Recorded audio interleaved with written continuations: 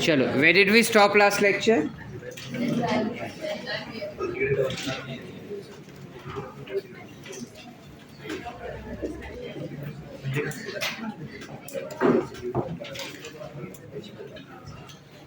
चलो, post enzyme reaction last lecture कल हम पढ़े थे कि किस तरीके से एंजाइम उसके सबस्ट्रेट के साथ इंटरैक्ट करता है, इंटरैक्ट करके प्रोडक्ट कैसे देता है.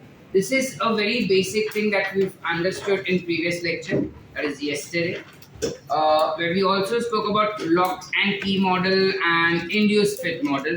We go a step more ahead and understand about the types of enzymes, where we are talking about classification of enzyme. Now, when we talk about classification of enzymes, enzymes का हम classification दो तरीके से कर सकते हैं. एक उसके फंक्शन के बेसिस पे और दूसरा उसके स्ट्रक्चर के बेसिस पे. ठीक है ना. When we talk about function के बेसिस पे क्लासिफिकेशन उसका, there are 6 different classes of enzymes that we have. Very first class of enzyme is oxidoreductase. You have something called as oxidoreductase. Oxidoreductase basically ऐसे मतलब जितने भी enzymes है ना इस धरती पे living organisms के अंदर, वो सारे enzymes को हम classify कर रहे हैं into 6 different classes. So first class of enzyme is oxidoreductase. इस particular class में हर वो enzymes आएंगे प्रसन्न जो oxidation reaction कर सकते या reduction reaction कर सकते या दोनों कर सकते. ठीक है. An enzyme which has capability of either oxidation or reduction reaction or both will be classified under class oxidoreductase. Are we clear? Yes or no beta? Yes. So इसका अगर मेरे को जनरल फॉर्मूला बताना होगा, इसका अगर जनरल फॉर्मूला बताना होगा मुझको, तो हम कैसे बताएंगे? So you might have a particular substrate A which has free electrons, plus I have substrate B. It tends to undergo a reaction with the help of an enzyme जहाँ पे A के electrons B के पास transfer हो जाते हैं. So A gets oxidized and B gets reduced. This is nothing but an example of oxidoreductase. Are we clear? Yes. क्या नहीं समझे? जो भी oxidoreductase क्लास में जो भी एंजाइम्स बिलोंग करते हैं, ये सारे एंजाइम्स या तो इलेक्ट्रॉन ट्रांसफर करेंगे या हाइड्रोजन ट्रांसफर करेंगे या ऑक्सीजन ट्रांसफर करेंगे. Are we clear? Yes. और उस ट्रांसफर की वजह से you classify them to be as either oxidase और रिडक्टेज और oxidoreductase. Are we clear? Yes. इसका अगर हमें एग्जाम्पल चाहिए होगा कि सर एक आधा एग्जाम्पल बता दो कि कौन सा इसका हो सकता है. You have an enzyme called as dehydrogenase. Then you have an enzyme called as Rubisco. नाम तो सुना होगा. Yes. These are enzymes which are responsible for carrying out either oxidation reaction या तो reduction reaction. Are we clear? Yes. Everyone? Yes. Any doubts? No. Next class of enzyme that we have is transferase. नाम से ही काफी आसानी से पता चल रहा है. Transferase मतलब क्या होगा? Correct. So here you will have transfer of ions, groups या फिर radicals. ठीक है. किसी भी आयन का, किसी भी ग्रुप का या किसी भी रेडिकल का ट्रांसफर जब कोई एंजाइम करता है ना एक कंपाउंड से दूसरे कंपाउंड के ऊपर, तो उसे हम क्लासिफाई कर सकते हैं in a group called as transferase. Are we clear? जैसे हम बचपन में पढ़े हैं डिस्प्लेसमेंट रिएक्शन, याद है 10th या 9th में, और मैंने study about displacement reaction, where you have a particular substrate having halogen in it, when reacts with another substrate with the help of an enzyme, it produces or it transfers halogen from substrate A to substrate B. So when the transfer is taken place, then I can classify this enzyme in. Are we clear? Everyone? Yes. ठीक है। अब इसके ना तुम्हारे government text book में they have given multiple examples. हमें वो by heart करने होंगे क्या सर? एज सच नहीं, तुमको बाय हार्ट करने का जरूरत नहीं है। जब तुम आगे रेस्पिरेशन और फोटोसिंथेसिस चैप्टर करोगे, डाइजेशन चैप्टर करोगे, इन सारे चैप्टर्स में बहुत सारे एंजाइम्स आएंगे और वो एंजाइम्स का काम देखते ही तुम अपने आप गेस कर लोगे कि ये कौन से क्लास में आता है। सो रट्टा नहीं मारेंगे हम, तब समझ लेंगे उसको। ठीक है? ठीक है। Yes. Next you have third class which is hydrolase. नाम सुन के पता चलना चाहिए। हाइड्रो माने lase is where it is breaking down. So when a compound gets broken down with the help of water, ठीक है, जब कोई एंजाइम किसी कंपाउंड को तोड़ रहा है पानी के मदद से, तो उसे हम क्लासिफाई कर देंगे in a group called as hydrolase. Are we clear everyone? जाओ पूरे। इसका जनरल रिएक्शन क्या हो जाएगा? लेट्स से मेरे पास एक कंपाउंड है AB which is a particular substrate.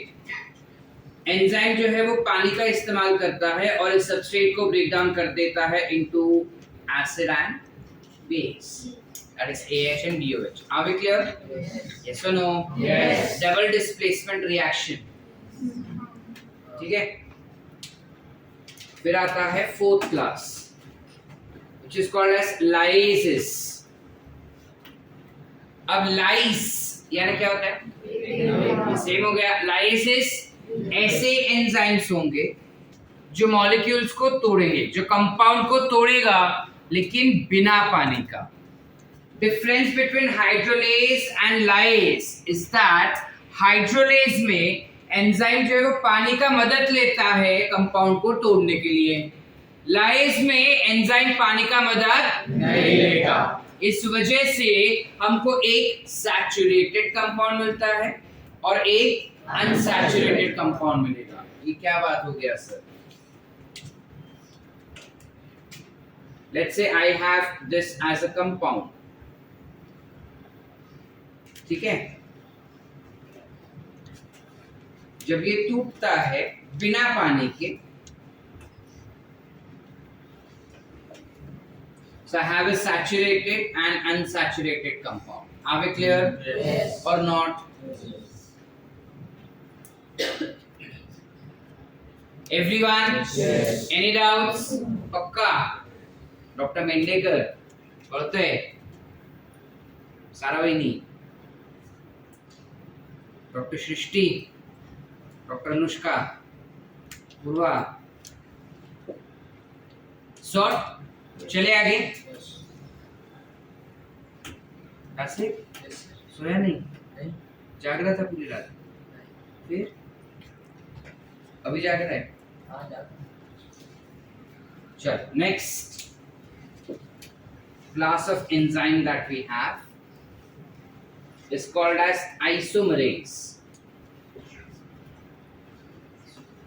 अब नाम ही काफी है एंजाइम का काम बताने के लिए। क्या काम करेगा ये? क्या करेगा आइसोमरेज? सेम कॉम दक्ष काय करणार?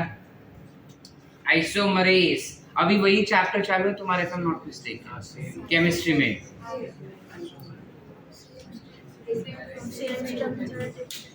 अरे खत्म। ये एंजाइम जो है वो किसी भी कंपाउंड को उसके आइसोमेरिक फॉर्म में कन्वर्ट करता है। खत्म। क्या? Same structure, same chemical formula, different structure formula. Isomers बचपन में भी पढ़े तुम, आइसोप्रोपाइल एंड प्रोपाइल नहीं पढ़े थे? 10th में नहीं था आइसोमेरिज्म? एसएससी सी सी फिर एक सी नीचे भी लटक सकता है, सीधा जा सकता है। आईयूपीएस तो बचपन में भी पढ़े थे, अभी थोड़ा हायर लेवल का पढ़ रहे हो। पढ़े थे ना 8th 9th 10th में। कह रहे ये हमें रिमोट पीछे है। फिर आइसोमरेज एंजाइम क्या करेगा? किसी भी कंपाउंड को उसके आइसोमेरिक फॉर्म में कन्वर्ट करके देगा। आप क्लियर? Yes. आसान। तो इसका एग्जांपल अगर मुझे देना होगा तो सिंपल है मेरे लिए। You have a butane, you have an isobutane, ठीक है? IUPAC name wise this won't be butane, IUPAC के name wise this will be हाँ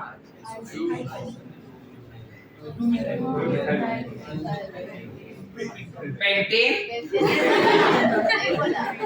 क्या आएगा? 2-methyl propane। तुमको क्या लगा केमिस्ट्री नहीं आता मेरे को? सर को कुछ भी बोलेंगे चलेगा, इनको थोड़ी आता है ऐसा? क्या है सिद्धा? 3 कार्बन वाला पेंटेन तेरा ही बनता है। आइसोमरेज के बाद you have a last class of enzyme which is called as ligases. मुझे पता है नीचे वाला नहीं दिखता तो थोड़ा सा अब उतना झुक के मेरे को पता मत कि तेरे को नहीं दिख रहा है। मुझे पता है तेरे को नहीं दिख रहा है, पीछे जाके बैठ जा, नहीं दिख रहा है तो। हाँ देखो कैसे दिखने लगा। लाइगेस एंजाइम क्या करता है? लाइगेस एंजाइम लाइगेट करता है, ठीक है? लाइगेट मतलब क्या सर? लाइगेट मतलब जॉइन। जब कोई भी बड़े छोटे छोटे 2 मॉलिक्यूल को जॉइन करके एक बड़ा केमिकल बनाया जाएगा ना, तो उस एंजाइम को हम कहते हैं लाइगेस। मतलब उस एंजाइम को हमने एक क्लास में डाला है व्हिच इज लाइगेस, ठीक है? अब इसका कुछ ज्यादा फैंसी चीज नहीं है, it's a simple thing, A plus B will give you AB, ठीक है? जैसे हमने ग्लूकोज प्लस ग्लूकोज बाइंड करवाया था टू फॉर्म माल्टोज, वो बाइंड करवाने के लिए, वो ग्लाइकोसिलिक बॉन्ड देने के लिए you would have some enzyme which will come in like ligands। समझा कि नहीं समझा? समझा। So these are 6 classes of enzyme based on their function। Are we clear? Yes. Very very important। इसमें एक और चीज important है, वो क्या सर? हमें enzymes को इसी सीक्वेंस में याद रखना होगा। ऐसा क्यों sir? They might just give you hydrolase belong to dash class of enzyme। Third class, ठीक है? They might just ask you that which of the following enzyme belongs to which of the following enzyme are also classified as class 5 enzyme। तो हमें पता होना चाहिए, ठीक है? इसको हम याद कैसा रखें सीक्वेंस में? या तो तुम जैसे नॉर्मली बचपन से करते आ रहे हो, रट रहे हो, रट लो। नहीं रटा जा रहा है तो there is a simple mnemonic which is on the hill।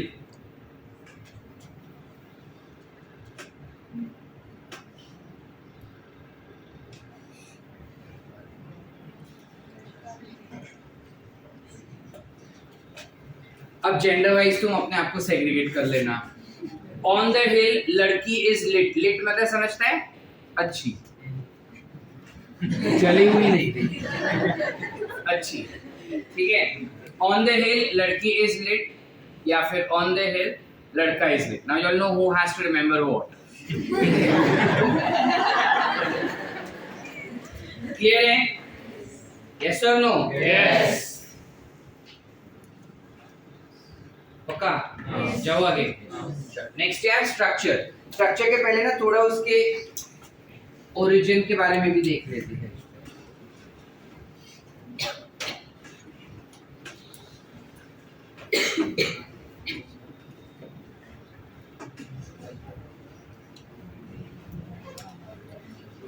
हम ओरिजिन के बेसिस पे भी एंजाइम को क्लासिफाई कर सकते हैं, जिसमें पहला क्लास जो आता है दैट इज एंडो एंजाइम।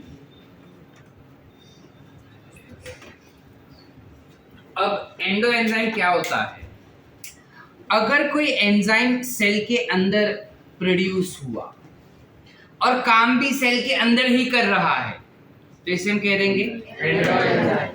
लेकिन अगर कोई एंजाइम सेल के अंदर प्रोड्यूस हुआ लेकिन काम बाहर जाके करता है तो उसे कहेंगे we have endo enzyme and हर वो एंजाइम जो फोटोसिंथेसिस में इन्वॉल्व है, every enzyme that is involved for photosynthesis, that is nothing but glucose synthesis, will be endoenzyme. Every enzyme that is involved in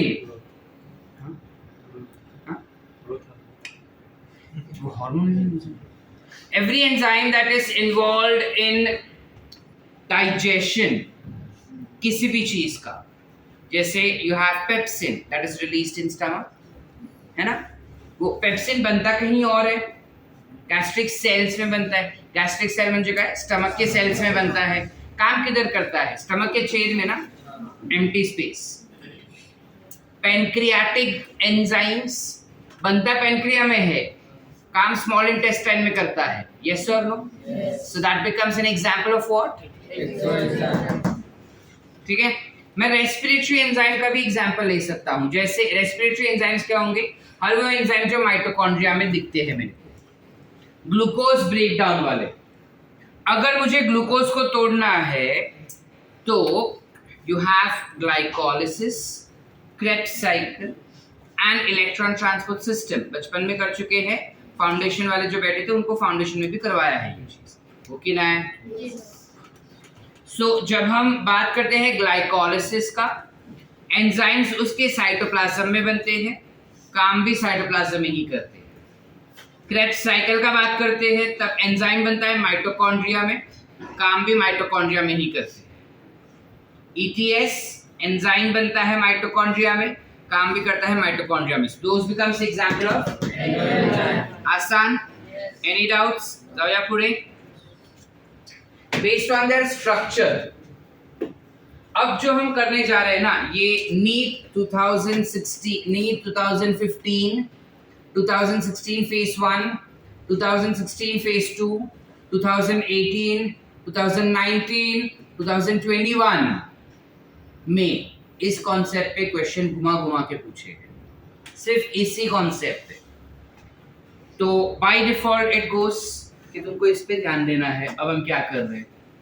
based on structure ना दो types के होते हैं। You have something called as simple enzyme and something called as conjugated enzyme. है तो protein ना, तो same classification होगा स्ट्रक्चर के बेसिस पे, सिंपल या फिर कॉन्जुगेटेड। सिंपल एंजाइम्स क्या होंगे? Simple, they will be composed of amino acids only.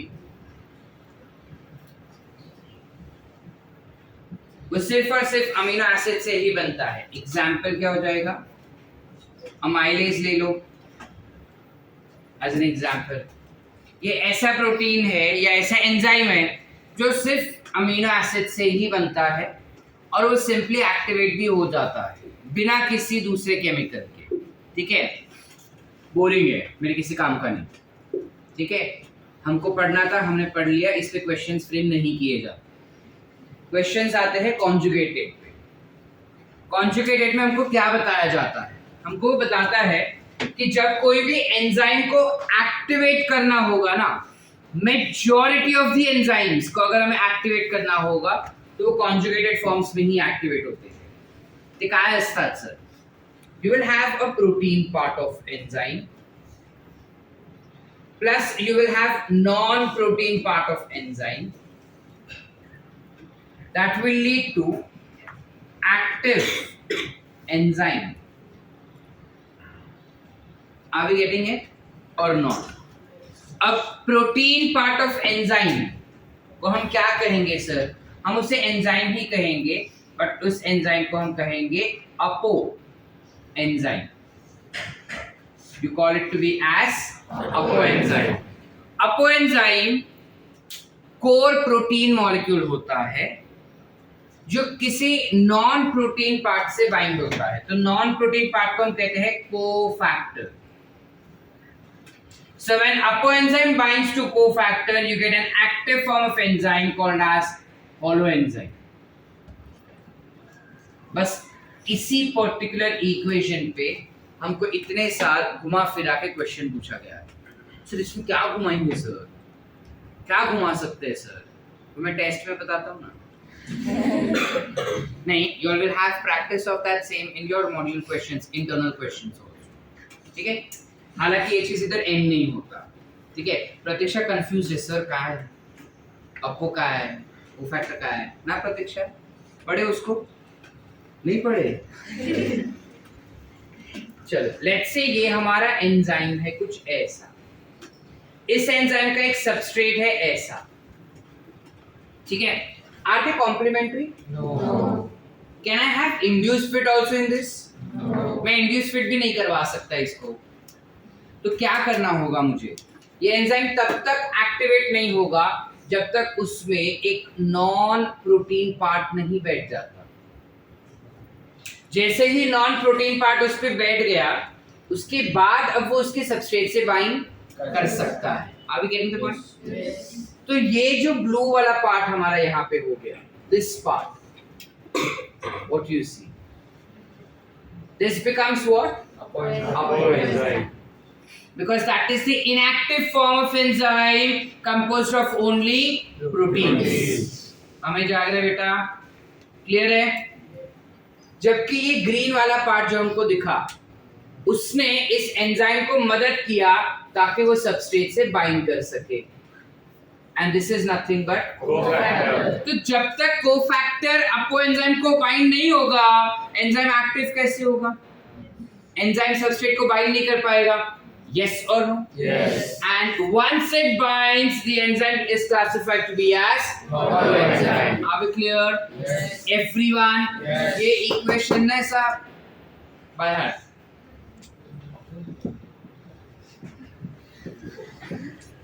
बहुत important, बहुत बहुत बहुत बहुत important. ठीक है. अब तुम्हारे साल 24 में नहीं आया तो मेरा गला नहीं पकड़ना. ठीक है. बट इतने साल आया था. So we are expecting कि this can be more frequently also asked. ठीक है. डायरेक्ट क्वेश्चन ना सही, स्टेटमेंट वाले क्वेश्चन में भी आ सकता है. एक्चुअली स्टेटमेंट वाले क्वेश्चन में भी पूछ चुके हैं इन लोग. ठीक है. So there are beautiful ways how they have formed questions on this. सिर्फ इक्वेशन पे इतने साल back to back question form करना डिफिकल्ट है ना? तो हम इक्वेशन को थोड़ा और ब्रेक डाउन करते हैं. देवा अभी प्रतीक्षा थोड़ा और कंफ्यूज्ड है ना? प्रतीक्षा बोलती है कोफैक्टर काय असतात सर? तुम्हाला माहिती नाही सर ना? कोफैक्टर क्या होंगे? ये सारे नॉन प्रोटीन होते हैं. जितने भी कोफैक्टर्स एंजाइम को बाइंड करता है, उन सारे कोफैक्टर्स को हम दो पार्ट में डिवाइड कर सकते हैं. यानी कि या तो ये कोफैक्टर्स इनऑर्गेनिक होंगे या तो ये कोफैक्टर्स ऑर्गेनिक हो सकते हैं. अब आई होप हमको इनऑर्गेनिक और ऑर्गेनिक के बीच का डिफरेंस पता है. या तो कोफैक्टर्स इनऑर्गेनिक होंगे या तो कोफैक्टर्स ऑर्गेनिक होंगे. इनऑर्गेनिक अगर हम बात कर रहे हैं कोफैक्टर्स का, तो ये अलग अलग मेटल आयंस हो सकते हैं. हमारे एनसीईआरटी में कुछ एग्जांपल्स भी दिया है. जैसे जिंक जो होता है ना, Zn becomes an enzyme activator for alcohol dehydrogenase, carboxy peptidase. ठीक है. कुछ इस टाइप के अलग अलग एंजाइम को एक्टिवेट करने के लिए जिंक का इस्तेमाल किया जा सकता है. या फिर you might have something called as magnesium. Glycolysis के जितने भी एंजाइम्स है ना, मैक्सिमम एंजाइम्स को एक्टिवेट करने के लिए हमको मैग्नीशियम चाहिए. जैसे सर जैसे you have first enzyme which is hexokinase. You have छोड़ एक ही रखो, let's not confuse ourselves. ठीक है, ऐसे और कौन से एंजाइम एक्टिवेटर हो सकते हैं? You might have manganese, molybdenum, potassium, phosphorus, calcium, etc. ये सारे elements can act as enzyme activator. Are we clear? कि नहीं समझ पा रहे? ये सारे हो गए inorganic. This metal ions या inorganic substances will be classified to be as cofactors, which attaches to a coenzyme to form. अगर ये नहीं होंगे तो मुझे हॉलो एंजाइम बन के मिलेगा क्या? इसको घुमाते कैसे पता है? ऑप्शंस में घुमाने के लिए they will write apoenzyme holoenzyme minus apoenzyme equals to cofactor, और बच्चा ये इक्वेशन देख के बोलता है गलत है, हमको तो पता है apoenzyme plus cofactor equals to holoenzyme, ये तो माइनस माइनस वाला इक्वेशन आ गया, गधे लोग, घुमाया उसने खाली, इक्वेशन सेम हुआ। समझे कि नहीं समझे? काय दीक्षा बरोबर मार्क करना रे नक्की एवरीवन, पक्का? चले आगे। दूसरा हमने कहा कि जो एंजाइम्स कोफैक्टर्स होंगे they can be organic in nature. Now if they are organic in nature, if the cofactors are organic in nature, तो इसको हम दो पार्ट में डिवाइड कर सकते हैं। एक होता है जिसे हम कहते हैं प्रोस्थेटिक ग्रुप, एक होता है जिसे हम कहते हैं प्रोस्थेटिक ग्रुप, दूसरा होता है जिसे हम कहते हैं कोएंजाइम। ग्रीन कलर दिखता है ना? You have something called as prosthetic group and coenzyme. अब prosthetic groups क्या होते हैं? ये ऐसे organic cofactors होते हैं which binds tightly to enzyme. ये एंजाइम को काफी घट्ट तरीके से बाइंड करते हैं, जबकि कोएंजाइम उल्टा, it binds loosely to enzyme. अब ऐसा क्यों करता है sir? Why is one binding tightly and why is one not binding tightly? ठीक है, मुन्ना रट्टा मारना है तो मैं तो मार लूं रट्टा कि tightly binding prosthetic, prosthetic type, prosthetic type, prosthetic type and done. उस टेस्ट में मार्क्स आ गया, अगले टेस्ट में फिर से वही सेम चीज, प्रोस्थेटिक टाइप, प्रोस्थेटिक टाइप। लेकिन हम समझेंगे कुछ एंजाइम्स हमारे बॉडी में कॉन्स्टिट्यूटिवली काम करते हैं, टर्म पे ध्यान देना, कॉन्स्टिट्यूटिवली, कंटिन्यूअसली। कुछ एंजाइम्स हमारे बॉडी में कंटिन्यूअसली काम करते हैं। अब अगर वो कंटिन्यूअसली काम कर रहे हैं and if they are conjugated enzyme which they are, तो इट इज वेरी फेवरेबल कि जो कोफैक्टर है वो एंजाइम को टाइटली बाइंड करके रहे ताकि बार बार वो निकल ना जाए। समझ पा रहे हैं कि नहीं समझ पा रहे? जैसे हमारे यहाँ पे जिसको भी चश्मा है, ठीक है, दो तरीके के चश्मे पहनते हैं लोग, एक शो वाला और एक मजबूरी वाला। जो मजबूरी वाला चश्मा होता है ना, उसको हम एग्जैक्ट फिटिंग लेते हैं, फ्रेम डिसाइड करते हैं, उसका साइज डिसाइड करते हैं, कान पे आंख पे बराबर बैठ रहा है या नहीं, ठीक है। और वो ऐसा रहता है कि हम थोड़ा सा भी इंच उधर उधर नहीं एडजस्ट कर पाते। Why? Because it has to fit exactly since I have to wear it 24/7। और एक होता है शो वाला, दिखने में अच्छा है ना, फोटो अच्छे आएंगे ना, लोग पूछेंगे ना किधर से लिया, तो थोड़ा लूज भी होगा ना तो चलेगा एक बार, उसका डंडा पीछे से लंबा भी होगा ना तो भी चलेगा एक बार, बट देन दिखने में अच्छा होना चाहिए। Why? Because I am not using it every day. एक दिन यूज किया, 2 दिन यूज किया, मेरा काम हो गया, निकल गया आंख पे से। यस और नो? वैसे ही एंजाइम के साथ होता है। कुछ एंजाइम जो हमारे बॉडी में नॉन स्टॉप काम करते हैं, एक बार ही कोफैक्टर उनके साथ जुड़ जाता है ना तो वो जुड़ेला ही रहता है, because it has to continuously keep on working. कुछ एंजाइम्स ऐसे होते हैं जो काम करते हैं, जब सबस्ट्रेट आएगा काम करेगा, सबस्ट्रेट नहीं होगा काम नहीं करेगा। अब बिना सबस्ट्रेट के वो काम नहीं कर रहा है तो कोई सेंस नहीं बनता कि कोफैक्टर उसको जाके चिपका हुआ बैठे, तो कोफैक्टर निकल जाता है। फिर जब एंजाइम का वापस बारी आता है काम करने का, कोफैक्टर आके चिपक जाता है, नहीं होगा तो निकल जाता है। Are we clear? Yes. आसान? Yes. So that is nothing but what you call it as binding loosely, binding tightly. तो जो प्रोस्थेटिक ग्रुप है ना वो टाइटली बाइंड कर लेता है, और जो कोएंजाइम है वो टाइटली बाइंड नहीं करता। एग्जाम्पल क्या आ जाएंगे इसके साथ?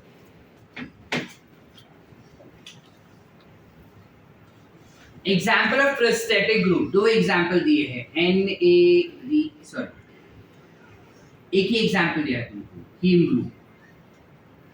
हीमोग्लोबिन पता है? हीमोग्लोबिन, बस कुछ वैसा ही एक और हीम ग्रुप होता है, वही कह सकते हैं हम लोग। ये हीम ग्रुप ना एंजाइम को बाइंड करता है। कौन से एंजाइम को सर? इस एंजाइम का नाम हम पढ़ चुके हैं,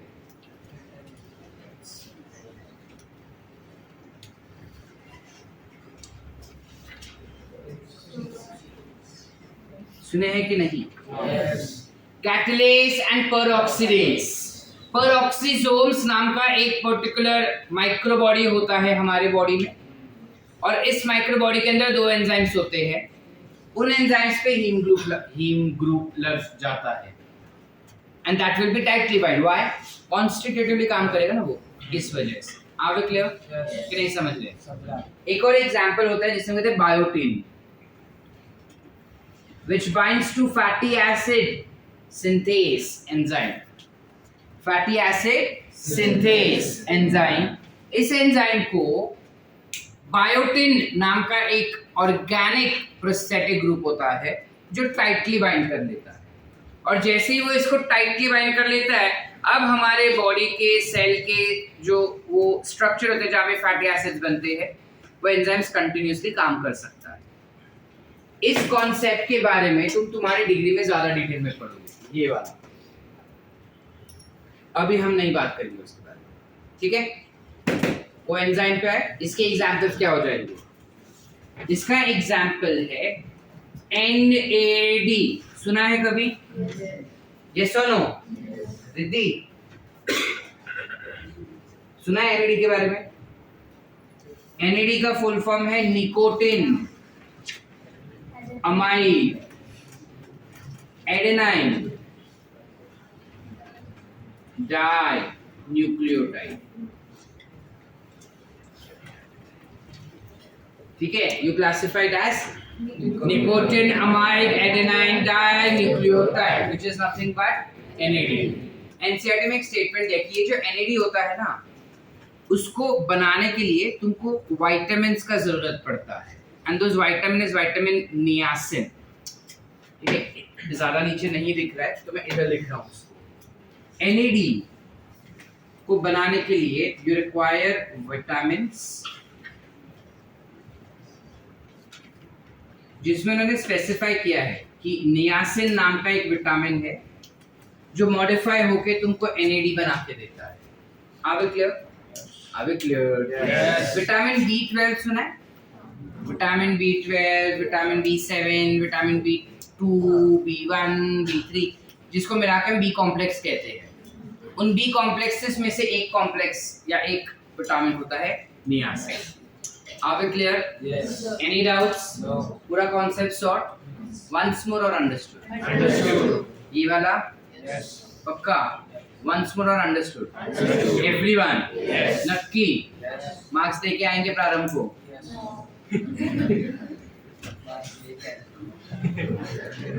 क्लियर है? चलो लिखे, विल राइट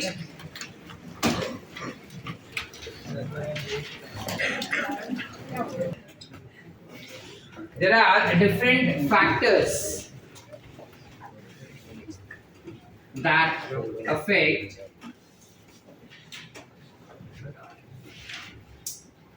enzyme activity.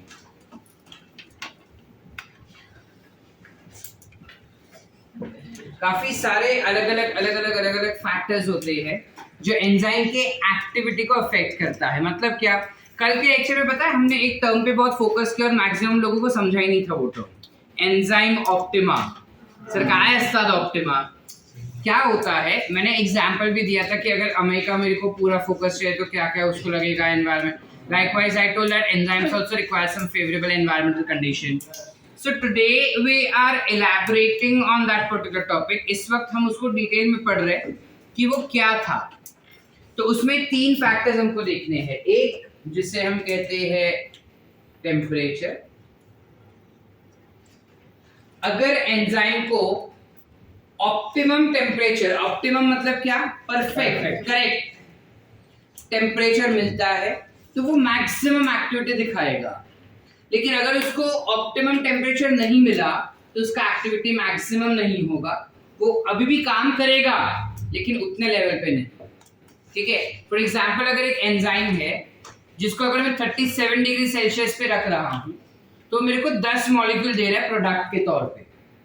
लेकिन अगर उसको मैंने टेम्परेचर कम या ज्यादा कर दिया, लेट्स से मैंने टेम्परेचर बढ़ा दिया 50 पे, तो मेरे को 3-4 मॉलिक्यूल दे रहा है. या मैंने टेम्परेचर घटा दिया 20 पे या 10 पे, तो वो एंजाइम काम ही नहीं कर रहा है, वो मेरे को 1 या 2 मॉलिक्यूल दे रहा है. That means enzyme is still functional but then the activity has dropped. Did we understand? तो एक पर्टिकुलर टेम्परेचर ऐसा होता है जिसमें वो एंजाइम अपने को मैक्सिमम एक्टिविटी दिखाता है. अब उसको अगर हमें पढ़ना रहेगा तो हम ग्राफिकली पढ़ लेंगे.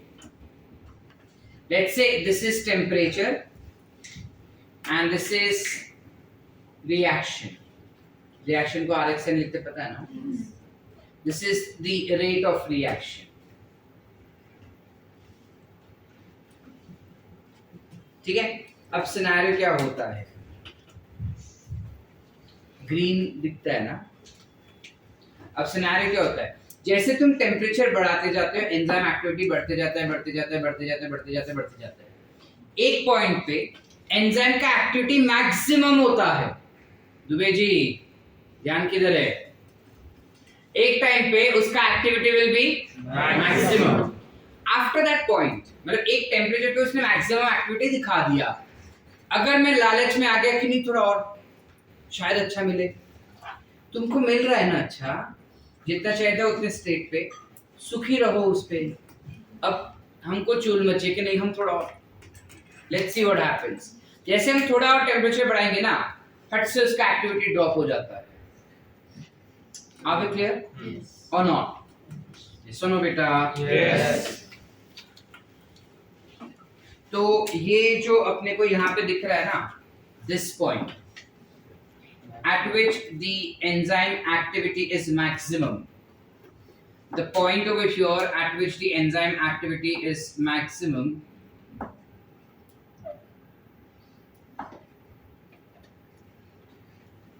is called as temperature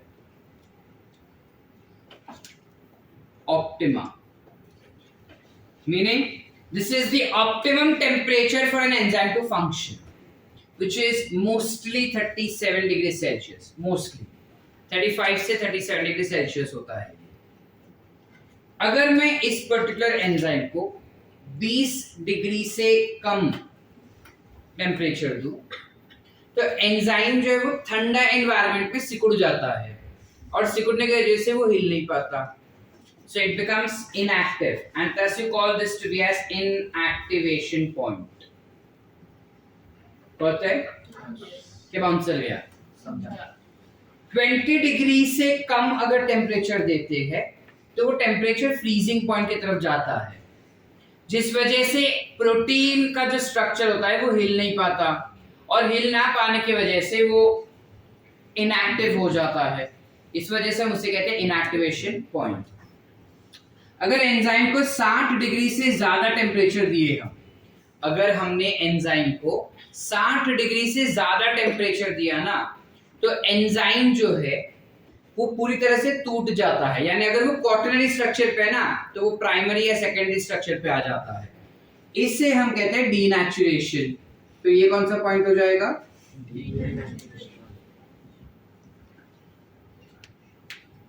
are we clear? Did we understand? नहीं समझे? हाँ बेटा नहीं समझा? क्या होता है, मतलब ये वाला पार्ट नहीं समझे या पूरा नहीं समझा? इनएक्टिवेशन और ये वाला पार्ट ना. देखो क्या होता है, मैंने खाना रखा, एक खाना है, ठीक है, लेट्स से मैंने केक बनाया। अब मैंने जब केक बनाया ना, तो एक सर्टेन टेम्परेचर पे वो केक बनाया, लेट्स से रूम टेम्परेचर पे केक बनाया। अब वो cake was very fresh at let's say 37 degree Celsius. अब गर्मी बढ़ गई तो केक फट से बिगड़ने लगेगा, बिकॉज ओवर फर्मेंटेशन हो जाएगा, तो केक बिगड़ गया। यानी कि केक खाने लायक बचा है क्या? डीनेचुरेशन, एंजाइम का एक्टिविटी टूट जाता है, बिकॉज एंजाइम टूट गया 60 डिग्री के बाद।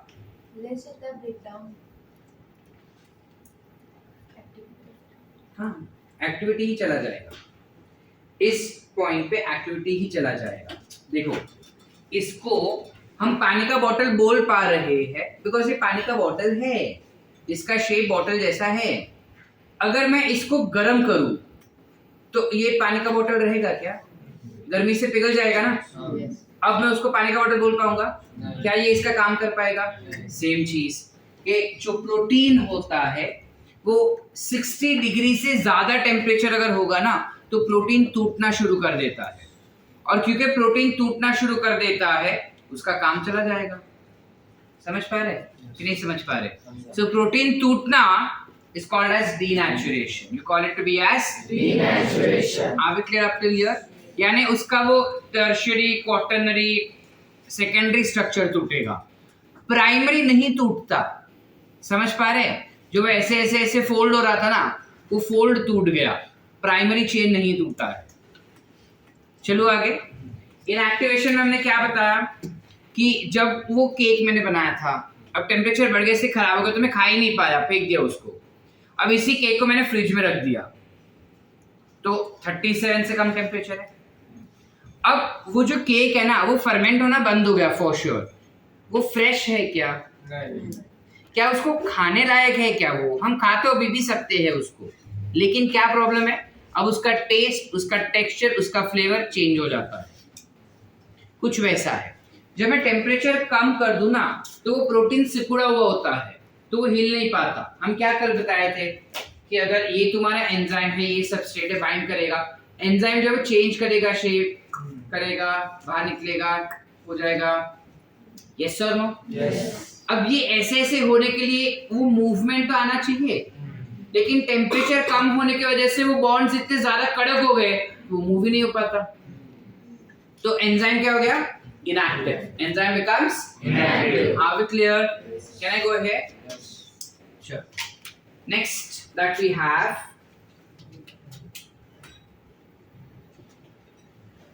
is pH.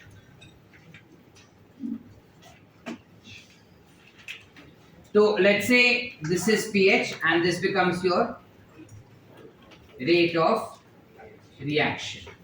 ठीक है? अब इसमें क्या सिनेरियो होता है? जैसे जैसे pH बदलता है, वैसे वैसे एंजाइम का एक्टिविटी शूट अप हो जाता है। एक पॉइंट पे आने के बाद एंजाइम का एक्टिविटी मैक्सिमम रहेगा, मतलब एक सर्टेन pH पे enzyme will have maximum activity. उसके बाद अगर तुम pH इंक्रीज करते हो, तो एंजाइम का एक्टिविटी जो है वो ड्रॉप हो जाएगा। आप क्लियर और नॉट? सर तो डिफरेंस क्या हुआ? आप टेम्परेचर में भी तो यही बोले थे। हाँ, तो डिफरेंस क्या हुआ? कुछ नहीं। हम खाली ये बता रहे कि जैसे टेम्परेचर ऑप्टिमा था हर एंजाइम के लिए, उसी तरीके से you will have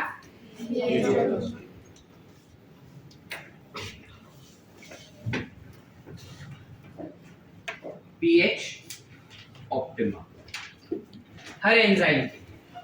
and depending on कि वो एंजाइम का pH ऑप्टिमा क्या है, तुम्हारा कर्व जो है वो शिफ्ट होता है। अगर एसिडिक pH रहेगा, जैसे if I talk about pepsin, अच्छा रेड नहीं दिखता, अगर मैं पेप्सिन के बारे में बात करूं तो ये एक्टिवेट हो जाता है एसिडिक pH पे, which is pH 1.8। तो अगर ये 7 है, if let's say this is 7, so my curve will shift towards acidic।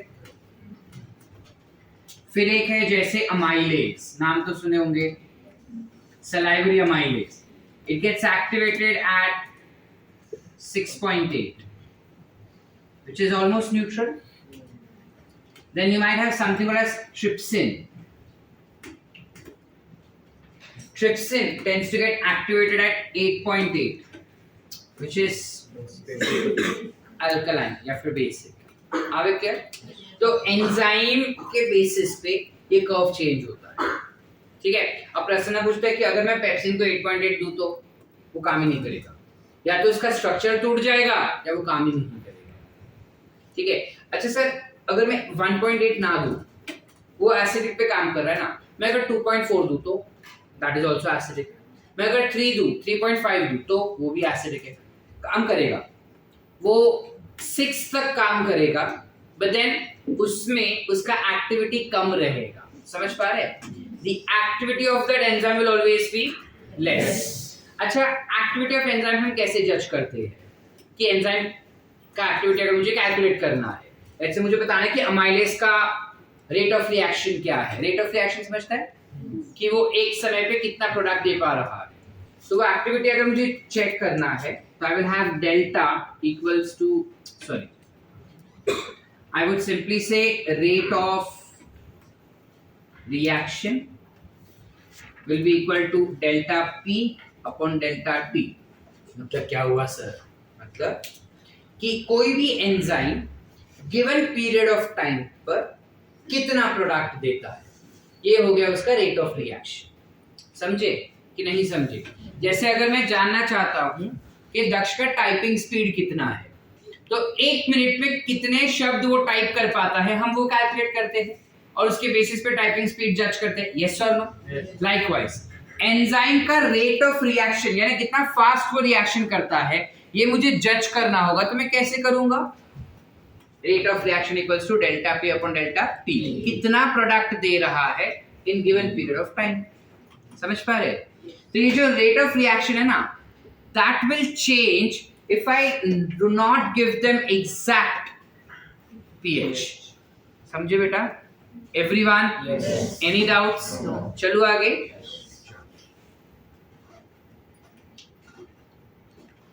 We next come for substrate concentration.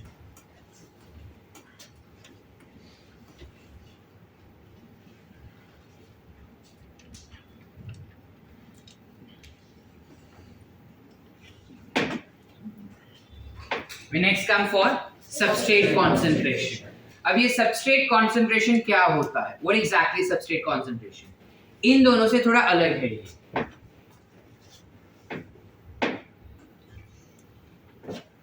Suppose this is substrate concentration on x-axis. Substrate concentration को ना हम box bracket में S करके भी लिखते हैं, और ये क्या हो जाएगा? Rate of reaction.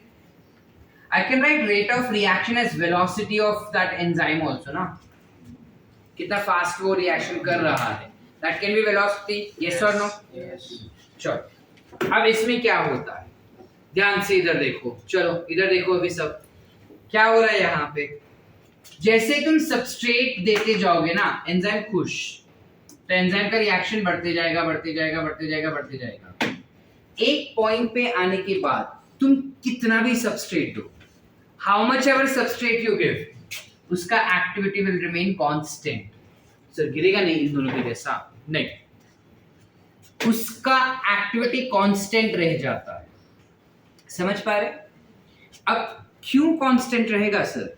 देखो, हमारे पास ना एक एंजाइम के लिए 1 2 3 4 खांचे थे।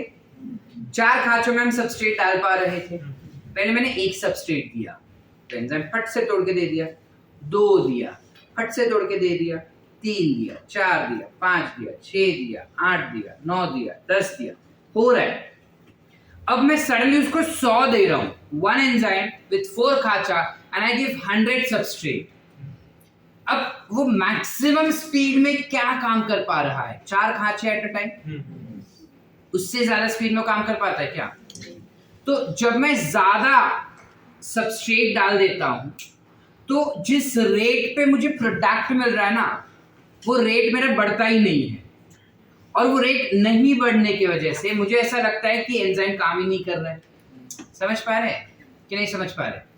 जब हमको ऐसा लग रहा है कि एंजाइम काम ही नहीं कर पा रहा है, वो एक्चुअली काम कर रहा है उसके मैक्सिमम स्पीड पे। Are we getting it? Yes. So why is this happening that enzyme reaches its Vmax? Because all the active sites get saturated. वो Vmax पे पहुंच रहा है मतलब उसका active site gets saturated. Active site gets saturated. Are we clear? Saturated म्हणजे काय? पूरा खा गए हैं, अब कुछ बचा नहीं है उसमें। समझ पा रहे कि नहीं समझ पा रहे? Everyone Yes. समझे कि नहीं? अब पॉइंट ये आता है, दिस इज माय Vmax, यहां से शुरू हुआ, ये पूरा Vmax ही है। अब पॉइंट ये उठता है कि क्या मैं चाहता हूं मेरा एंजाइम मैक्सिमम स्पीड पे काम करे? My answer is no. I don't want my enzyme to function at its maximum speed. ऐसा क्यों बोल रहे हैं सर? अगर वो मैक्सिमम स्पीड पे काम करेगा तो अपना काम फटाफट होके मिलेगा। हाँ, अपना काम फटाफट होके मिलेगा, but then that will reach at a saturation point also. I don't want to do that. Constable तो होने देना सर, क्या फर्क पड़ता है? तुमको तुम्हारा काम बन के मिल रहा है ना, प्रोडक्ट तुमको फटाफट बन के मिल रहा है ना। अगर तुम उसको कम कर दोगे तो जो तुमको 10 प्रोडक्ट मिल रहे थे वो भी तुमको 5 मिलेंगे शायद। तो ये तो तुम्हारा काम और टाइम पास करवाएगा, मुझे चलेगा, बट मैं फिर भी उसे Vmax पे नहीं काम करवाऊंगा। क्यों सर? बॉयज एंड गर्ल्स दोनों के लिए मैं अलग अलग एग्जाम्पल देता हूं, because they have a different area of interest. जब बाइक चलाते हो, ठीक है, आई डोंट नो चला रहे हैं या नहीं तुम लोग में से कोई, जब बाइक चलाते हो ना तब उस पे ना वो कांटा होता है, स्पीडोमीटर, मेरी माइंड है 150 मैक्स। अब जब तुम ड्राइव करके आते हो, हर बारी क्या हम 150 पे चलाते हैं? नहीं। 150 मैक्स स्पीड है ना, तुम चलाओ 150 पे, भगा के लेके जाओ। इमेजिन करो कि पूरे रास्ते पे कोई नहीं है तुम्हारे घर से इधर तक, क्या तुम फिर हर बारी 150 पे चलाओगे? हम फिर भी उसको 150 पे नहीं चलाते। व्हाई? मोटर बिगड़ सकता है, इंजन बिगड़ सकता है, उसका जो ड्यूरेबिलिटी है ना वो कम हो जाता है अगर तुम उसको मैक्सिमम स्पीड पे चलाओ। सेम इशू, अगर मैं उसे मैक्सिमम स्पीड पे चलाऊंगा ना, वो एंजाइम का ड्यूरेबिलिटी कम हो जाएगा। ठीक है? कट टू फॉर गर्ल्स, तुम जब किचन में मिक्सर ग्राइंडर चलाते हो ना, वो मिक्सर ग्राइंडर का ना वो 3 टक टक टक होता है, 3 या 5 होता है। मैं 3 पकड़ के चल रहा हूं, मेरे घर पे 3 है तो 3 वाला तो वो 3 टक टक पे चलता है, राइट? जब तुम यूज करते हो ना घर पे, अगर किचन में जाते हो तो तुम अगर उसको यूज करते हो ना, तो तीसरे टक पे जब तुम लेके जाते हो ना, मम्मी पीछे से आवाज डालेगी जोर से, तीसरे पे मत लेके जा। और अगर लेके गए रहेगे ना तो वो कम करवाने को बोलेंगे तुमको, कि तीसरे पे ज्यादा टाइम नहीं रखने का, तुम पहले दूसरे पे 6-5 मिनट रखो, तीसरे पे सेकंड में रख के वापस आ जाने का। क्यों बोलती है वैसा?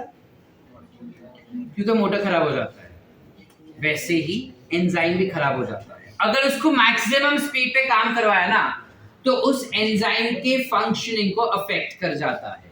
इस वजह से we do not allow this particular enzyme to function at its maximum speed. Are we clear up till here everyone? Everyone? चलो आगे। अच्छा, मैक्सिमम स्पीड पे नहीं काम करवाना है तो सर कौन सी स्पीड पे करवाओगे तुम? हाफ द मैक्सिमम स्पीड, आधे पे। हम 150 का अगर स्पीडोमीटर पे रेटिंग रहेगा ना तो हम 150 नहीं, लेकिन हम 60, 80, 90 तो जाते ही है ना। 80 पे तो चला सकते हैं सर, उतना ठीक है, अलाउड है। वैसे ही तुम्हारे मिक्सर ग्राइंडर पे तुम 3 पे नहीं जा सकते, 2 पे तो चला सकते जितना चलाना है उतना। So what do I do? I make it function at half. अभी ये मेरा फुल वेलोसिटी है, मैं कलर चेंज कर देता हूँ ताकि तुमको समझे क्या बात कर रहे हैं। This becomes my maximum velocity over here, which is Vmax. Okay, nice. I wanted to work at half the maximum velocity. This becomes half Vmax. Yes or no? अब क्वेश्चन ये उठता है कि मुझे कैसे पता चलेगा कि कितना सबस्ट्रेट में डालूं तब वो एंजाइम हाफ मैक्सिमम वेलोसिटी पे पहुंचेगा? वो तो मुझे पता ही नहीं sir. So what do? We extrapolate that information here. the substrate concentration that we add for making an enzyme function at half the maximum velocity is called as Km. It's called as Km. अभी Km क्या है sir? Kilometre नहीं रे. Km is Michaelis Menten constant. अब constant का नाम सुन के पता चला होगा थोड़ा थोड़ा. दो साइंटिस्ट थे, उन्होंने एक कॉन्सेप्ट निकाला जहां पे उन्होंने बताया कि अगर हमें किसी भी एंजाइम को हाफ मैक्सिमम वेलोसिटी पे काम करवाना है, तो उस हाफ मैक्सिमम वेलोसिटी पे काम करवाने के लिए जो सबस्ट्रेट कॉन्सेंट्रेशन हमें लगेगा ना, वो हमेशा कांस्टेंट रहता है. हर एक एंजाइम का Km वैल्यू अलग अलग होगा, but then that will be constant for that enzyme. पता है कि नहीं समझे? हर एक एंजाइम का Km वैल्यू अलग अलग होगा. क्यों? बिकॉज हर एक एंजाइम का रेट ऑफ रिएक्शन अलग है. तो depending on the rate of reaction हम उसका हाफ Vmax सिलेक्ट किए या पहचान लिए. अब वो हाफ Vmax लाने के लिए कितना सबस्ट्रेट डालना होगा हमको, that is nothing but Km value. Are we clear up till here? Yes. Everyone? Yes. And that Km stands for Michaelis Menten constant. इन्होंने नहीं समझा?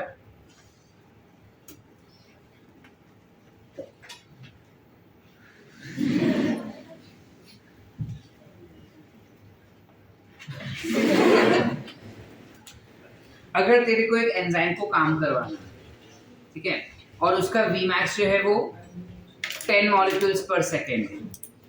Now I don't want it to produce 10 molecules per second. I want it to produce what 5 molecules per second, half the maximum velocity.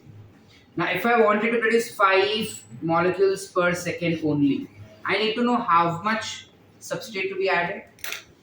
How do I know that? So I have to calculate that. And if I talk about amylase का वो value अलग होगा, but amylase के लिए constant. Trypsin के लिए वो value अलग होगा, लेकिन ट्रिप्सिन के लिए that will be constant. And what is that constant? Km. Who discovered this? Michaelis Menten. इस वजह से नाम आ गया Michaelis Menten constant. ठीक है. How do I calculate that, sir? मैं कैसे कैलकुलेट करूं इस चीज को? तो उसके लिए ना इन्होंने एक फॉर्मूला दिया है. उस फॉर्मूला पे तुमको न्यूमेरिकल्स नहीं आते. ये फॉर्मूला तुमको एनसीईआरटी में नहीं दिया है, तो आप क्यों दे रहे हो? एक बार ही नीट में आ गया था, अभी वापस आया तो मेरा गला नहीं पकड़ने का, इसलिए दे दो. ठीक है. क्या इक्वेशन था ये? This equation stated V0 is what initial velocity is equal to Vmax into substrate concentration upon Km plus substrate concentration. इस इक्वेशन का इस्तेमाल करके Km वैल्यू को फाइंड आउट किया जाता था. ठीक है. इस इक्वेशन को ऑब्वियसली आगे और डिराइव करते हैं और चेंजेस लाते हैं, and we get the final count. Degree में तुमको पढ़ाया जाएगा कि ये इक्वेशन कैसे आया. अभी हमें नहीं पढ़ना है ये चीज. अभी हमको खाली पता होना चाहिए कि ऐसा कुछ इक्वेशन है, ताकि बाय चांस अगर नीट में आया तो हम करेक्ट आंसर मार्क करके आए. क्लियर है? 1 2 3 फुल क्लियर? एवरीवन? पक्की बात? एक लास्ट कॉन्सेप्ट बचा है, which is inhibitors. How do inhibitors affect the enzyme activity, जिसमें 3 टाइप के इनहिबिटर्स है. We would probably do this in the next lecture only. Monday को ही करते हैं ये चीज. ठीक है. आज तुम खाली इतना लिख लो और फिर ब्रेक ले लो. यहाँ तक क्लियर है सबको? एवरीवन? नेक्स्ट लेक्चर जब मिल रहे हैं ना, अच्छा हेलो ओ सुन लो, नेक्स्ट लेक्चर जब मिल रहा है ना, इसी का कंटिन्यूएशन है. मैं रिवीजन नहीं दे रहा हूँ उस टाइम. ठीक है. Will quickly get done with inhibitors because that inhibitor वाला concept भी बड़ा है. ठीक है.